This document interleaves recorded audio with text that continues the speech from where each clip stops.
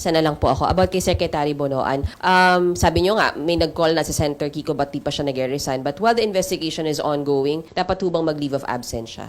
I suppose a leave of absence is also a voluntary act on the part of the public official or kung iutos yon ng kanilang principal ni Presidente. Basta't ang pinaka-importante ay magpatuloy ang investigasyon. It may be on several fronts. Pwedeng dito sa Senado, kung gagawin din nila sa House, at yung nauna na ring ipinanawagan ni Minority Leader na may third party pa na independent na mag-iimbestiga. Dahil medyo multi-layered itong collusion na sinasabi ni Senator Ping. Hindi lang dun sa project implementors, hindi lang dun sa dapat na mag-check and balance sa kanila tulad PICAB, tulad ng COA, hindi lang yung mga politiko na kasabwat sa ganitong klaseng korupsyon, pero I lost my train of thought about.